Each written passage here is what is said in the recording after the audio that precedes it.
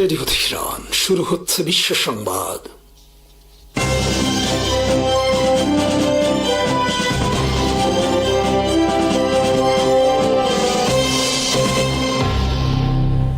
শুরুতেই সংবাদ শিরোনাম।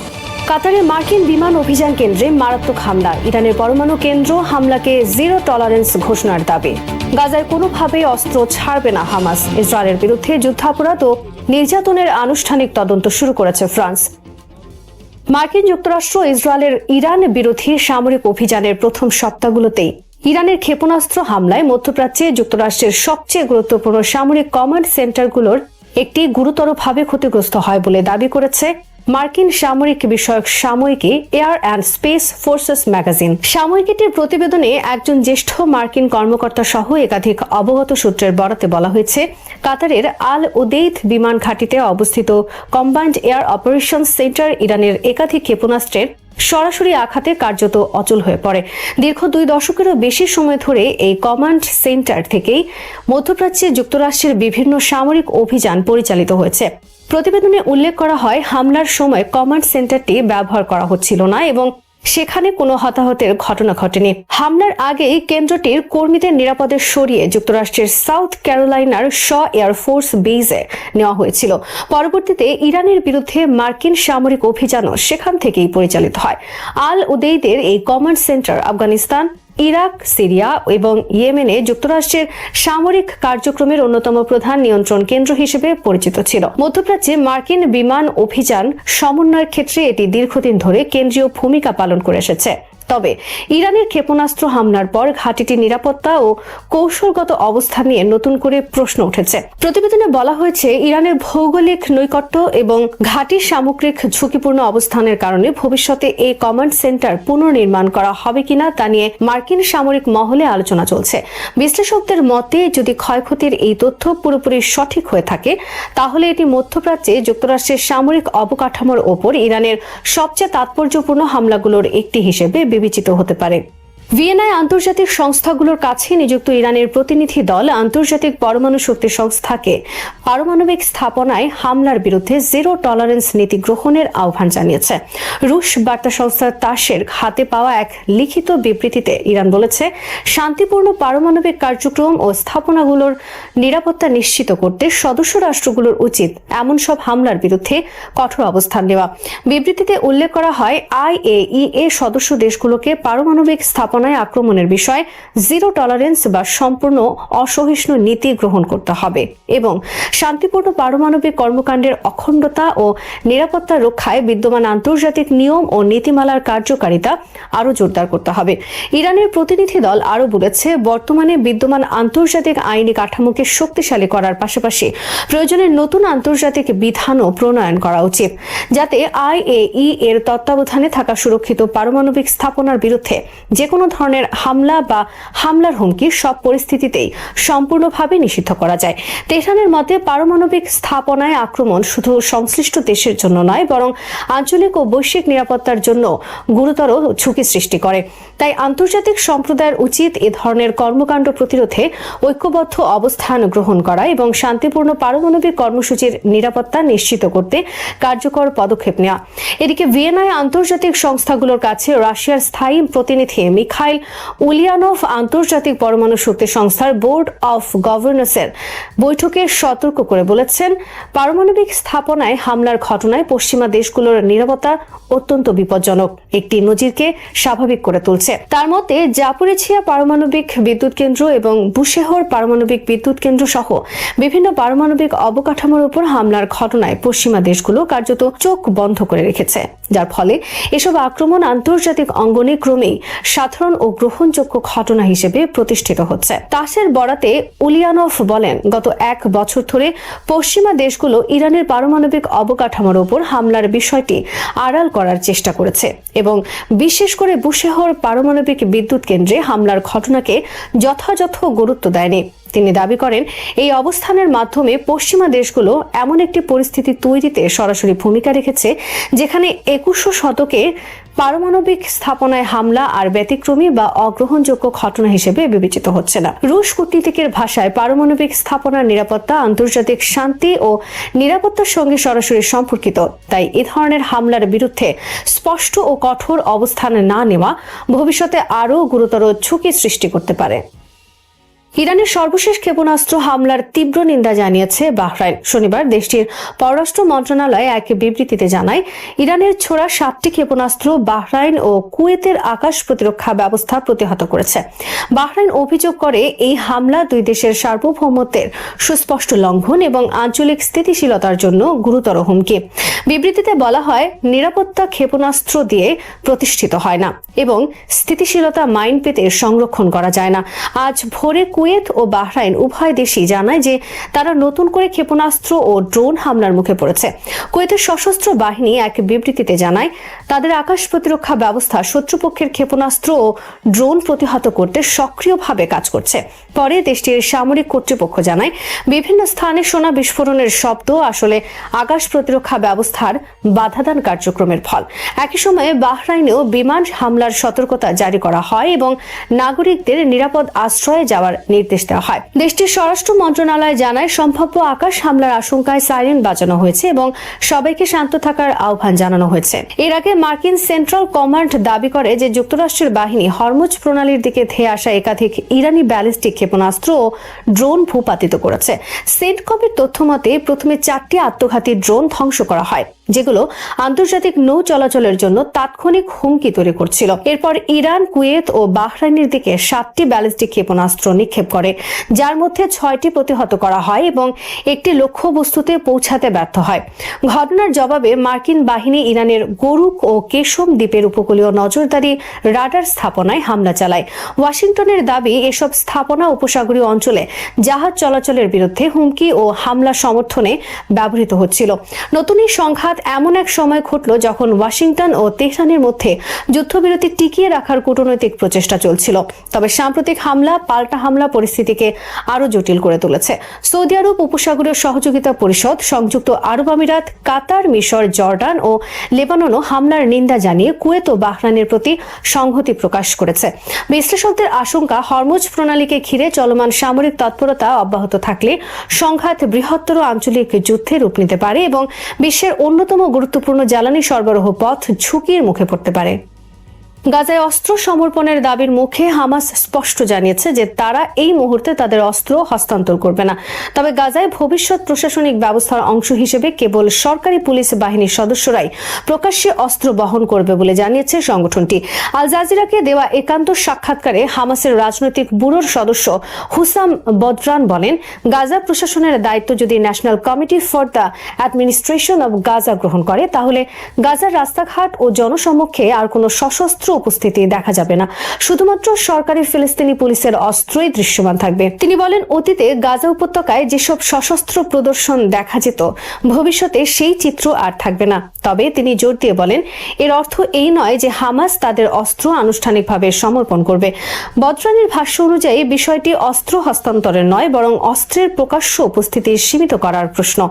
অস্ত্রের চূড়ান্ত ভবিষ্যৎ কি হবে তা অন্যান্য ফিলিস্তিনি গোষ্ঠীর সঙ্গে জাতীয় পর্যায়ের আলোচনার মাধ্যমে নির্ধারিত হবে। এদিকে একটি অবগত সূত্র জানিয়েছে, নতুন করে আলোচনায় অংশ নিতে হামাসের একটি প্রতিনিধি দল শিগগিরই কায়রো সফর করবে। চলতি সপ্তাহান্তে শুরু হতে যাওয়া এই আলোচনায় যুদ্ধবিরতি, গাজার ভবিষ্যৎ প্রশাসন এবং নিরাপত্তা ব্যবস্থা নিয়ে আলোচনা হওয়ার কথা রয়েছে। হামাস প্রথমে আলোচনায় অংশগ্রহণ কিছু সময়ের জন্য স্থগিত রেখেছিল। তাদের দাবি ছিল, ইসরায়েলকে চলমান লক্ষ্যভিত্তিক হত্যাকাণ্ড বন্ধ করতে হবে। বিশেষ করে সামরিক কমান্ডার ইজুদ্দিন আল হাদ্দাদ ও মোহাম্মদ ওদেহর হত্যার ঘটনার পর তারা আলোচনার জন্য আরও অনুকূল পরিবেশ চেয়েছিল। যুক্তরাষ্ট্রের মধ্যস্থতায় প্রস্তাবিত অক্টোবর 2025 যুদ্ধবিরতি পরিকল্পনায় হামাসের নিরস্ত্রীকরণ এবং গাজা থেকে ইসরায়েলি সেনা প্রত্যাহার এখনও সবচেয়ে বড় অচলাবস্থার কারণ হিসেবে রয়ে গেছে। ইসরায়েলের বিরুদ্ধে সম্ভাব্য যুদ্ধাপরাধ ও নির্যাতনের অভিযোগে একটি আনুষ্ঠানিক তদন্ত শুরু করেছে ফ্রান্স। গত মাসে গাজামুখী একটি ত্রাণবাহী নৌবহরে অংশ নেওয়া ফরাসি কর্মীদের আটক ও তাদের সঙ্গে দুর্ব্যবহারের অভিযোগের পর ফরাসি সরকারের অনুরোধে দেশটির জাতীয় সন্ত্রাস বিরোধী প্রসিকিউট অফিস এই তদন্ত শুরু করে। গত 18 মে আন্তর্জাতিক জলসীমায় গাজা অবরোধ ভাঙার উদ্দেশ্যে যাত্রা করা ত্রাণবাহী নৌবহরটি আটক করে ইসরায়েল। এই অভিযানে বিভিন্ন দেশের 430 জনেরও বেশি কর্মীকে আটক করা হয়। এই ঘটনায় ইসরায়েলের কট্টর ডানপন্থী জাতীয় নিরাপত্তা মন্ত্রী ইতামার বেন গাভির একটি ভিডিও প্রকাশ করে আটক কর্মীদের উপহাস করলে আন্তর্জাতিক মহলে ব্যাপক সমালোচনার সৃষ্টি হয়। পরবর্তীতে ফ্রান্স তার দেশে বেন গাভিরের প্রবেশ নিষিদ্ধ করে।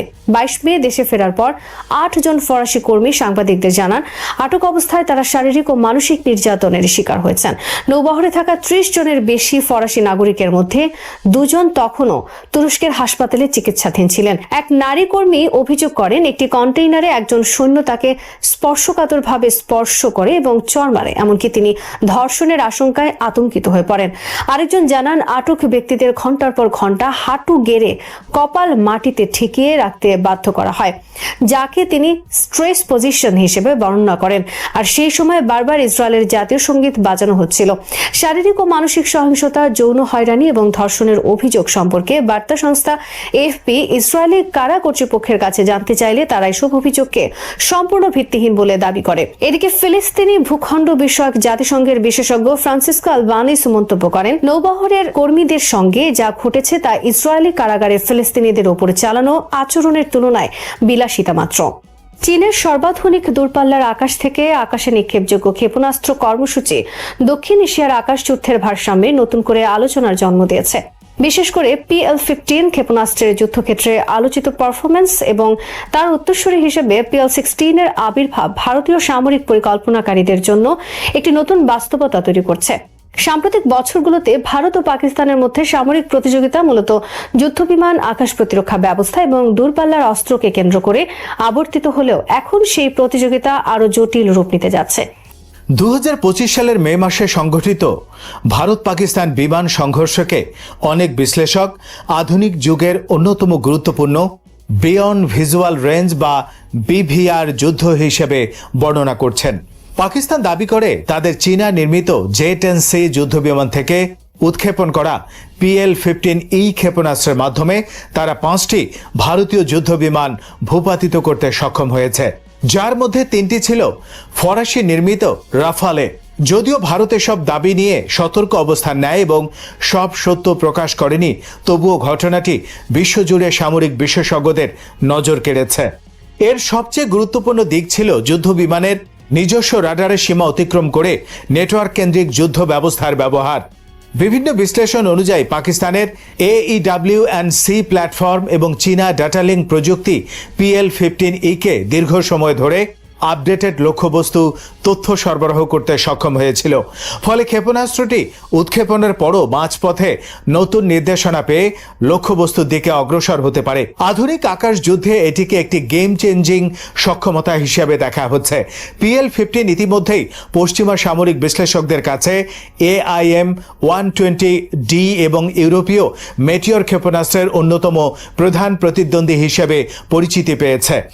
এর দীর্ঘ পাল্লা, সক্রিয় রাডার শিকার এবং ডুয়েল পালস মোটর প্রযুক্তি এটিকে অত্যন্ত বিপজ্জনক অস্ত্রে পরিণত করেছে। কিন্তু চীনের সামরিক শিল্প এখানেই থেমে থাকেনি।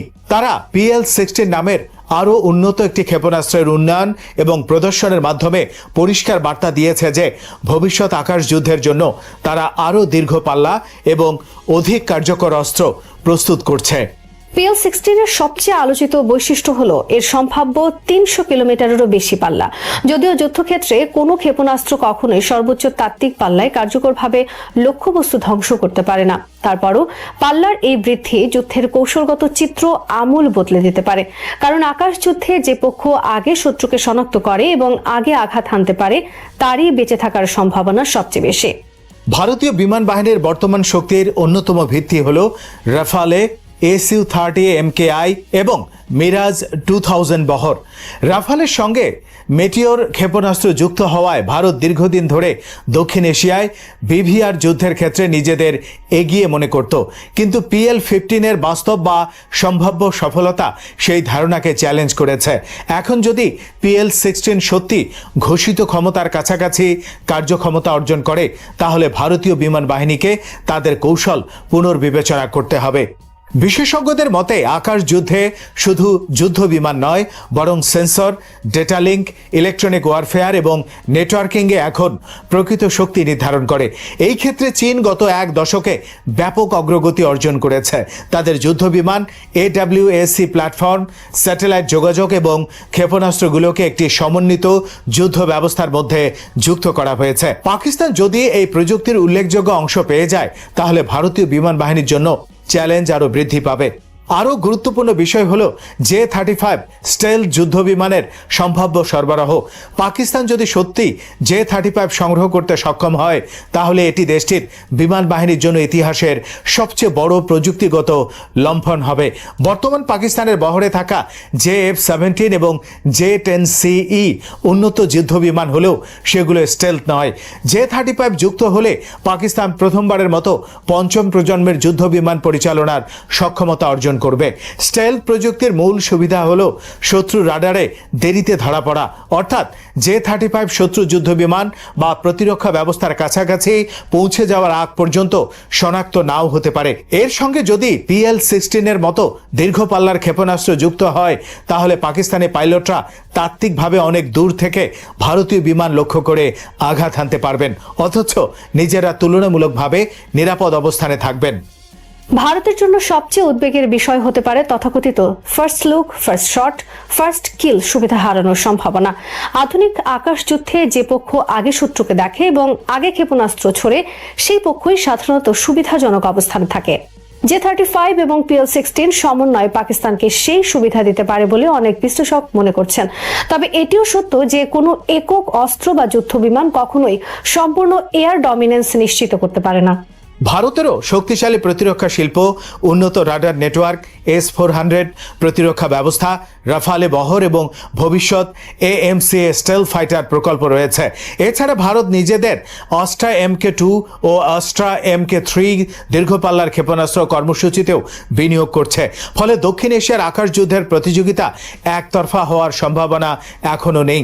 তবুও সাম্প্রতিক প্রবণতা দেখাচ্ছে যে চীন শুধু নিজের সামরিক শক্তি বাড়াচ্ছে না, বরং পাকিস্তানকে উন্নত প্রযুক্তি সরবরাহের মাধ্যমে আঞ্চলিক শক্তির ভারসাম্যেও প্রভাব ফেলেছে। J-10CE, PL-15, KJ-500, HQ-19 এবং সম্ভাব্য J-35 সরবরাহকে একসঙ্গে বিবেচনা করলে দেখা যায় পাকিস্তানের জন্য একটি পূর্ণাঙ্গ নেটওয়ার্ক কেন্দ্রিক বিমান যুদ্ধ ব্যবস্থা গড়ে তোলার পথ তৈরি হচ্ছে। দক্ষিণ এশিয়ার ভবিষ্যৎ আকাশ যুদ্ধ সম্ভবত আর কেবল পাইলটের দক্ষতা বা যুদ্ধ বিমানের গতির উপর নির্ভর করবে না, বরং তথ্য সংগ্রহ, সেন্সর ফিউশন, স্টেলথ প্রযুক্তি, কৃত্রিম বুদ্ধিমত্তা ভিত্তিক লক্ষ্য নির্ধারণ এবং অতি দূরপাল্লার ক্ষেপণাস্ত্রই জয় পরাজয় নির্ধারণ করবে। সেই বাস্তবতায় PL-16 শুধু একটি নতুন ক্ষেপণাস্ত্র নয়, বরং এটি চীনের ভবিষ্যৎ যুদ্ধ দর্শনের প্রতীক। যদি আগামী কয়েক বছরের মধ্যে পাকিস্তান সত্যি JF-35 ও PL-16 উভয় হাতে পায়, তাহলে ভারতীয় বিমান বাহিনীকে তাদের বর্তমান কৌশল, প্রতিরক্ষা ব্যবস্থা এবং আক্রমণাত্মক অপারেশনের ধরন পুনর্গঠন করতে হতে পারে। কারণ তখন সীমান্তের ওপার থেকে পরিচালিত দীর্ঘপাল্লার স্টেলথ ভিত্তিক আক্রমণের মুখোমুখি হওয়ার ঝুঁকি বহুগুণ বৃদ্ধি পাবে। আর সেটাই দক্ষিণ এশিয়ার আকাশ শক্তির প্রতিযোগিতাকে এক নতুন যুগে প্রবেশ করাবে, যেখানে চীনা প্রযুক্তি পাকিস্তানের হাতে আঞ্চলিক শক্তির ভারসাম্যকে নতুনভাবে সংজ্ঞায়িত করার সক্ষমতা অর্জন করতে পারে। বাংলাদেশ ও তুরস্কের মধ্যকার সম্পর্ক ঐতিহাসিক, সাংস্কৃতিক এবং আবেগগত দিক থেকে দীর্ঘদিনের। সাম্প্রতিক সময়ে এই সম্পর্ক নতুন মাত্রা পেয়েছে সাংস্কৃতিক সম্পদ সুরক্ষা বিষয়ক একটি গুরুত্বপূর্ণ সমঝোতা স্মারক স্বাক্ষরের মাধ্যমে। রাজধানীর হোটেল ইন্টারকন্টিনেন্টালের প্রিমিয়াম লাউঞ্জে আয়োজিত এক অনুষ্ঠানে বাংলাদেশের পক্ষে সংস্কৃতি বিষয়ক মন্ত্রী নিতাই রায়চৌধুরী এবং তুরস্কের পক্ষে দেশটির পররাষ্ট্রমন্ত্রী হাকান ফিদান এই সমঝোতা স্মারকে স্বাক্ষর করেন। অনুষ্ঠানে বাংলাদেশের পররাষ্ট্রমন্ত্রী খলিলুর রহমান, পররাষ্ট্র প্রতিমন্ত্রী শামা ওবায়েদ ইসলাম এবং দুই দেশের সংস্কৃতি ও পররাষ্ট্র মন্ত্রণালয়ের ঊর্ধ্বতন কর্মকর্তারা উপস্থিত ছিলেন। এই সমঝোতা স্মারক কেবল একটি প্রশাসনিক বা সাংস্কৃতিক চুক্তি নয়, বরং এটি দুই দেশের মধ্যে দীর্ঘমেয়াদী সহযোগিতা, পারস্পরিক আস্থা এবং কৌশলগত সম্পর্ককে আরও শক্তিশালী করার একটি গুরুত্বপূর্ণ পদক্ষেপ হিসেবে বিবেচিত হচ্ছে। সমঝোতা স্মারকের আওতায় সাংস্কৃতিক ঐতিহ্য সংরক্ষণ, প্রত্নতত্ত্ব সম্পদ রক্ষা, জাদুঘর ব্যবস্থাপনা, মহাফেজখানার নথি ও গ্রন্থাগার সামগ্রী সংরক্ষণ, ডিজিটালাইজেশন, পুনরুদ্ধার কার্যক্রম এবং আধুনিক প্রযুক্তির ব্যবহার নিয়ে বাংলাদেশ ও তুরস্ক যৌথভাবে কাজ করবে। একই সঙ্গে ইউনেস্কোর 1970 সালের কনভেনশনের আলোকে সাংস্কৃতিক সম্পদের অবৈধ আমদানি, রপ্তানি এবং মালিকানা হস্তান্তর প্রতিরোধেও উভয় দেশ সহযোগিতা করবে। প্রত্নতাত্ত্বিক অনুসন্ধান, দুর্যোগ ঝুঁকি হ্রাস এবং সাংস্কৃতিক সম্পদের তালিকাভুক্তি ও নথিবদ্ধকরণের ক্ষেত্রেও এই সহযোগিতা বিস্তৃত হবে। ফলে বাংলাদেশের সাংস্কৃতিক ঐতিহ্য সংরক্ষণ ও ব্যবস্থাপনায় তুরস্কের অভিজ্ঞতা এবং প্রযুক্তিগত সক্ষমতা গুরুত্বপূর্ণ ভূমিকা রাখতে পারে। এই চুক্তি হঠাৎ করে আসেনি। এটি 1981 সালের সাংস্কৃতিক চুক্তি এবং 2012 সালের শিক্ষা, বিজ্ঞান, সংস্কৃতি, শিল্প, প্রেস ও তথ্য, যুব ও ক্রীড়া বিষয়ক সহযোগিতা কর্মসূচির ধারাবাহিকতার অংশ। অর্থাৎ দুই দেশের মধ্যে সাংস্কৃতিক সম্পর্কের ভিত্তি বহু আগেই তৈরি হয়েছিল। নতুন এই সমঝোতা সেই ভিত্তিকে আরও সম্প্রসারিত করেছে এবং ভবিষ্যতের জন্য একটি সুসংহত কাঠামো প্রদান করেছে। বিশেষ করে সাংস্কৃতিক কূটনীতির যুগে এ ধরনের সহযোগিতা রাষ্ট্রীয় সম্পর্ককে আরও গভীর করে এবং জনগণের মধ্যে পারস্পরিক যোগাযোগ বৃদ্ধি করে। বাংলাদেশের সাম্প্রতিক কূটনৈতিক কার্যক্রমের দিকে তাকালে দেখা যায়, গত কয়েক মাসে দেশটি আন্তর্জাতিক অঙ্গনে নিজেদের উপস্থিতি আরও দৃশ্যমান করার চেষ্টা করছে। জাতিসংঘ সাধারণ পরিষদের সভাপতি হিসেবে বাংলাদেশের পররাষ্ট্রমন্ত্রী খলিলুর রহমানের নির্বাচিত হওয়া একটি গুরুত্বপূর্ণ ঘটনা হিসেবে দেখা হচ্ছে। একই সময়ে বিভিন্ন দেশের সঙ্গে সম্পর্ক জোরদার করার উদ্যোগও লক্ষ্য করা যাচ্ছে। প্রধানমন্ত্রী তারেক রহমানের সম্ভাব্য মালয়েশিয়া সফর এবং পরবর্তীতে চীন সফরের পরিকল্পনা, তুরস্কের পররাষ্ট্রমন্ত্রীর ঢাকা সফর এবং আন্তর্জাতিক ফোরামে বাংলাদেশের সক্রিয় উপস্থিতি সব মিলিয়ে একটি গতিশীল কূটনৈতিক পরিবেশ তৈরি হয়েছে বলে অনেক পর্যবেক্ষক মনে করছেন। তুরস্কের সঙ্গে সম্পর্কের ক্ষেত্রে আরেকটি গুরুত্বপূর্ণ দিক হল দেশটির আঞ্চলিক ও বৈশ্বিক প্রভাব। তুরস্ক মুসলিম বিশ্বের অন্যতম প্রভাবশালী রাষ্ট্র। একই সঙ্গে আফ্রিকা, বলকান অঞ্চল, মধ্য এশিয়া এবং দক্ষিণ পূর্ব এশিয়ার বিভিন্ন দেশের সঙ্গে তাদের বিস্তৃত যোগাযোগ রয়েছে। মালয়েশিয়া, ইন্দোনেশিয়া এবং অন্যান্য মুসলিম প্রধান দেশের উপরও তুরস্কের রাজনৈতিক ও কূটনৈতিক প্রভাব উল্লেখযোগ্য। ফলে আন্তর্জাতিক অঙ্গনে বাংলাদেশের বিভিন্ন উদ্যোগে তুরস্কের সমর্থন কৌশলগতভাবে গুরুত্বপূর্ণ হতে পারে। অনেক বিশ্লেষকের মতে জাতিসংঘ সাধারণ পরিষদের সভাপতি নির্বাচনে বাংলাদেশের সাফল্যের পেছনেও তুরস্কের সমর্থন একটি গুরুত্বপূর্ণ ভূমিকা পালন করেছে। বাংলাদেশ তুরস্ক সম্পর্কের আরেকটি তাৎপর্যপূর্ণ দিক হল উচ্চ পর্যায়ের সফর বিনিময়। সর্বশেষ তুরস্কের প্রেসিডেন্ট রিসেপ তাইপ এরদোয়ান 2010 সালের 13 ও 14 নভেম্বর ঢাকা সফর করেছিলেন। সেই সফর ছিল বাংলাদেশ তুরস্ক সম্পর্কের একটি গুরুত্বপূর্ণ অধ্যায়। রাজনৈতিকভাবে ঘটনাবহুল সেই সময়ের কারণে সফরের কিছু অংশ প্রত্যাশিতভাবে বাস্তবায়িত হয়নি। এরপর দীর্ঘ সময় পেরিয়ে গেলেও দুই দেশের সম্পর্ক স্থিতিশীল থেকেছে এবং বিভিন্ন ক্ষেত্রে সহযোগিতা অব্যাহত রয়েছে। বর্তমানে বিভিন্ন কূটনৈতিক সূত্রে এমন আভাস পাওয়া যাচ্ছে যে প্রেসিডেন্ট এরদোয়ান আবারও বাংলাদেশ সফর করতে পারেন। যদি এমন সফর বাস্তবায়িত হয় তাহলে দুই দেশের সম্পর্ককে নতুন উচ্চতায় নিয়ে যেতে পারে এবং অর্থনীতি, প্রতিরক্ষা, বাণিজ্য, শিক্ষা ও সংস্কৃতি সহ বিভিন্ন ক্ষেত্রে নতুন সহযোগিতার সুযোগ সৃষ্টি হতে পারে। সাম্প্রতিক বছরগুলোতে বাংলাদেশের পররাষ্ট্র নীতিতে বহুমাত্রিক সম্পর্ক গড়ে তোলার প্রবণতা লক্ষ্য করা যাচ্ছে। চীন, তুরস্ক এবং পাকিস্তানের সঙ্গে ঘনিষ্ঠ সম্পর্ক করার প্রচেষ্টা তারই অংশ হিসেবে বিবেচিত হচ্ছে। একটি রাষ্ট্রের জন্য বহুমুখী কূটনৈতিক সম্পর্ক গুরুত্বপূর্ণ, কারণ এটি আন্তর্জাতিক অঙ্গনে কৌশলগত ভারসাম্য বজায় রাখতে সাহায্য করে। একই সঙ্গে অর্থনৈতিক ও নিরাপত্তাগত সুযোগও বাড়ায়। এই প্রেক্ষাপটে বাংলাদেশের পররাষ্ট্র নীতি নিয়ে বিভিন্ন রাজনৈতিক মত ও ব্যাখ্যা থাকলেও একটি বিষয় স্পষ্ট যে আন্তর্জাতিক সম্পর্কের ক্ষেত্রে বহুমাত্রিক যোগাযোগ বর্তমানে প্রায় সব রাষ্ট্রের জন্য একটি বাস্তব প্রয়োজন। অনেক রাজনৈতিক বিশ্লেষক মনে করেন বাংলাদেশের স্বাধীন ও আত্মমর্যাদা ভিত্তিক পররাষ্ট্রনীতির ধারণা ঐতিহাসিকভাবে বিভিন্ন সময়ে বিভিন্ন নেতৃত্বের মাধ্যমে সামনে এসেছে। তাদের মতে শহীদ রাষ্ট্রপতি জিয়াউর রহমান সেই ধারার অন্যতম প্রবক্তা ছিলেন। বর্তমান সময়ের কূটনৈতিক সক্রিয়তাকে অনেকে সেই ধারার ধারাবাহিকতা হিসেবেও দেখেন। এই দৃষ্টিভঙ্গি অনুযায়ী বাংলাদেশের স্বার্থকে প্রাধান্য দিয়ে বিভিন্ন আঞ্চলিক ও বৈশ্বিক শক্তির সঙ্গে ভারসাম্যপূর্ণ সম্পর্ক বজায় রাখাই হওয়া উচিত পররাষ্ট্রনীতির মূল লক্ষ্য। অন্যদিকে বাংলাদেশের পররাষ্ট্রনীতি নিয়ে রাজনৈতিক বিতর্ক রয়েছে। একাংশের মতে অতীতে বিশেষ করে শেখ হাসিনা সরকারের সময় ভারতের সঙ্গে সম্পর্ক অত্যন্ত ঘনিষ্ঠ ছিল এবং বাংলাদেশের কূটনৈতিক অগ্রাধিকার অনেকাংশে দিল্লি কেন্দ্রিক হয়ে পড়েছিল। আবার অন্য বিশ্লেষকদের মতে প্রতিবেশী রাষ্ট্র হিসেবে ভারতের সঙ্গে ঘনিষ্ঠ সম্পর্ক বজায় রাখা বাংলাদেশের অর্থনীতি, নিরাপত্তা এবং আঞ্চলিক স্থিতিশীলতার জন্য গুরুত্বপূর্ণ ছিল। ফলে এই বিষয়ে বিভিন্ন রাজনৈতিক ব্যাখ্যা বিদ্যমান রয়েছে। তবে বর্তমান বাস্তবতায় বাংলাদেশ একাধিক শক্তির সঙ্গে সমান্তরাল সম্পর্ক উন্নয়নের চেষ্টা করছে। এই বিষয়টি তুলনামূলকভাবে স্পষ্ট। ভারতের সঙ্গে বাংলাদেশের সম্পর্ক দক্ষিণ এশিয়ার অন্যতম গুরুত্বপূর্ণ দ্বিপক্ষীয় সম্পর্ক। সীমান্ত বাণিজ্য, পানি বণ্টন, নিরাপত্তা এবং আঞ্চলিক যোগাযোগের মতো নানা বিষয়ে দুই দেশের পারস্পরিক নির্ভরতা রয়েছে। একই সঙ্গে সীমান্ত পরিস্থিতি, অনুপ্রবেশ, অভিবাসন এবং নিরাপত্তা সংক্রান্ত কিছু বিষয় নিয়ে সময় সময় উত্তেজনা দেখা দেয়। এসব ইস্যু রাজনৈতিক বিতর্কের অংশ হয়ে উঠলেও দীর্ঘমেয়াদে দুই দেশের জন্য পারস্পরিক সহযোগিতা এবং কূটনৈতিক সংলাপই সবচেয়ে কার্যকর পথ বলে অধিকাংশ পর্যবেক্ষক মনে করেন। বাংলাদেশের সাম্প্রতিক রাজনৈতিক পরিবর্তনের পর আন্তর্জাতিক পরিসরে নতুন সুযোগ সৃষ্টি হয়েছে বলে অনেকেই মনে করছেন। জুলাইয়ের রাজনৈতিক পরিবর্তনের পর দেশটি নতুন কূটনৈতিক উদ্যোগ গ্রহণের সুযোগ পেয়েছে, এমন মূল্যায়ন বিভিন্ন মহলে রয়েছে। তবে কেবল আন্তর্জাতিক সাফল্য অর্জনই যথেষ্ট নয়, তা ধরে রাখার জন্য প্রয়োজন অভ্যন্তরীণ রাজনৈতিক স্থিতিশীলতা, জাতীয় ঐক্য এবং রাষ্ট্রীয় নীতির ধারাবাহিকতা। বিশেষ করে পররাষ্ট্রনীতি ও জাতীয় নিরাপত্তার মতো বিষয়ে রাজনৈতিক দলগুলোর মধ্যে ন্যূনতম ঐক্যমত থাকলে আন্তর্জাতিক অঙ্গনে দেশের অবস্থান আরও শক্তিশালী হয়।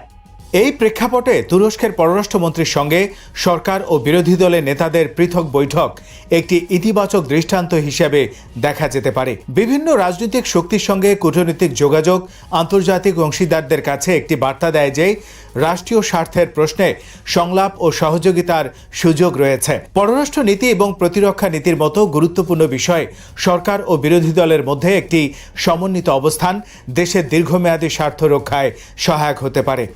সব মিলিয়ে বাংলাদেশ ও তুরস্কের মধ্যে সাংস্কৃতিক সম্পদ সুরক্ষা বিষয়ক এই সমঝোতা স্মারক শুধু সাংস্কৃতিক সহযোগিতার একটি নতুন অধ্যায় নয়, বরং বৃহত্তর দ্বিপক্ষীয় সম্পর্কেরও একটি গুরুত্বপূর্ণ মাইলফলক। এই দুই দেশের ঐতিহাসিক বন্ধনকে আরও দৃঢ় করবে, সাংস্কৃতিক ঐতিহ্য সংরক্ষণে নতুন সুযোগ সৃষ্টি করবে এবং ভবিষ্যতের কৌশলগত সহযোগিতার ভিত্তি শক্তিশালী করবে। একই সঙ্গে বাংলাদেশের সাম্প্রতিক কূটনৈতিক সক্রিয়তা, আন্তর্জাতিক অঙ্গনে অংশগ্রহণ এবং বহুমাত্রিক পররাষ্ট্র সম্পর্ক গড়ে তোলার প্রচেষ্টারও একটি প্রতীকী প্রতিফলন হিসাবে এই চুক্তিকে দেখা যেতে পারে। দীর্ঘমেয়াদে এই ধরনের উদ্যোগ সফল করতে হলে জাতীয় ঐক্য, কৌশলগত দূরদর্শিতা এবং রাষ্ট্রীয় স্বার্থকে সর্বোচ্চ গুরুত্ব দেওয়ার নীতি বজায় রাখা প্রয়োজন। তবেই আন্তর্জাতিক পরিসরে বাংলাদেশের মর্যাদা ও প্রভাব আরও সুদৃঢ় হবে। শ্রোতা বন্ধুরা, বিশ্ব সংবাদে এই ছিল আমাদের সর্বশেষ আয়োজন। সঙ্গে থাকার জন্য আপনাদের সবাইকে অসংখ্য ধন্যবাদ।